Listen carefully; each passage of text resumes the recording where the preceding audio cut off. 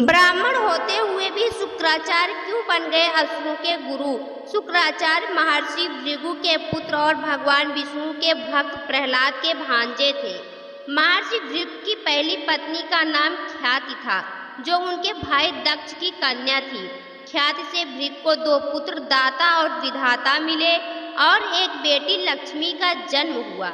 लक्ष्मी का विवाह उन्होंने भगवान विष्णु से कर दिया था। भृगु के और भी 2 पुत्र थे, जैसे उष्णा, च्यवन आदि। माना जाता है कि उष्णा ही आगे चलकर शुक्राचार्य कहलाए, जबकि एक अन्य कथा के अनुसार शुक्राचार्य महर्षि भृगु तथा हिरण्यकश्यपु की पुत्री दिव्या के पुत्र थे। पहली कथा के अनुसार शुक्राचार्य का जन्म शुक्रवार को हुआ था, इसलिए महर्षि भृगु ने अपने इस पुत्र का नाम शुक्र रखा। जब शुक्र थोड़े से बड़े हुए तो उनके पिता ने उन्हें ब्रह्म ऋषि अंगिरस के पास शिक्षा के लिए भेज दिया। मित्रों, आपको बता दूं कि अंगिरस ब्रह्मा के मानस पुत्रों में सर्वश्रेष्ठ थे और उनके पुत्र का नाम बृहस्पति था, जो बाद में देवों के गुरु बने। शुक्राचार्य के साथ उनके पुत्र बृहस्पति भी पढ़ते थे। ऐसा माना जाता है कि शुक्राचार्य की बुद्धि बृहस्पति की तुलना में कुशाग्र थी, लेकिन फिर भी बृहस्पति को अंगिरस ऋषि ने पुत्र होने के चलते ज्यादा अच्छी तरह से शिक्षा दी, जिसके चलते एक दिन शुक्राचार्य ईर्ष्यावश उस आश्रम को छोड़ के सनक ऋषियों और गौतम ऋषि से शिक्षा लेने लगे।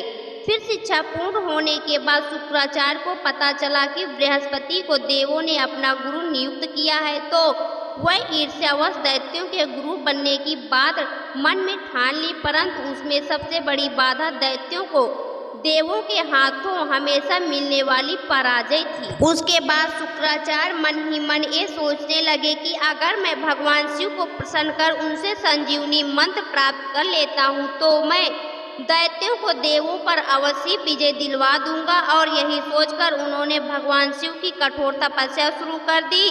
उधर देवों ने मौके का फायदा उठा के दैत्यों का संहार आरंभ कर दिया। शुक्राचार्य को तपस्या में जान दैत्य उनकी माता ख्याति की शरण में चले गए। ख्याति ने दैत्यों को शरण दी और जो भी देवता दैत्यों को मारने आता वह उसे मूर्छित कर देती। यह अपनी शक्ति से लकवाग्रस्त, ऐसे में दैत्य बलशाली हो गए और धरती पर पाप बढ़ने लगा।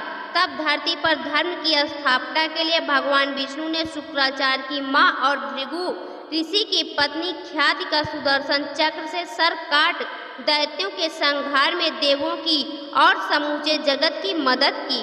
उधर जब इस बात का पता शुक्राचार्य को लगा तो उन्होंने भगवान विष्णु पर बड़ा ही क्रोध आया और उन्होंने मन ही मन उनसे बदला लेने की ठान ली और वो एक बार फिर से भगवान शिव की तपस्या में लीन हो गए।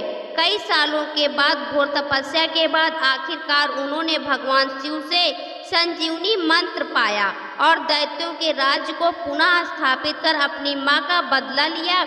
ऐसा माना जाता है कि तब से शुक्राचार्य और भगवान विष्णु एक दूसरे के शत्रु बन गए। दर्शकों, ये कथा यहीं समाप्त नहीं हुई। उधर महर्षि भृगु को जब इस बात का पता चला कि भगवान विष्णु ने उनकी पत्नी ख्याति का वध कर दिया है, तो उन्होंने विष्णु जी को श्राप दिया कि चूंकि विष्णु जी ने एक स्त्री का वध किया है, इसलिए उनको बार बार पृथ्वी पर मां के गर्भ से जन्म लेना होगा और गर्भ में रहकर कष्ट भोगना पड़ेगा। दर्शकों, आपको बता दूं कि इससे पहले भगवान प्रकट होके ही अवतार लेते थे, जैसे कि वराह, मत्स्य, कूर्मा और नरसिंह, लेकिन उसके बाद उन्होंने परशुराम, राम, कृष्ण, बुद्ध रूप में जन्म लिया तो मां के पेट में कोख में रहने की पीड़ा झेलनी पड़ी थी। हालांकि बाद में शुक्राचार्य से बृहस्पति के पुत्र ने संजीवनी विद्या सीख के उनका पतन किया। तो दोस्तों, आपको यह कथा कैसी लगी कमेंट बॉक्स में जरूर बताएं। वीडियो को लाइक करें, शेयर करें और हमारे चैनल को सब्सक्राइब करना ना भूलें। वीडियो देखने के लिए आपका बहुत बहुत धन्यवाद।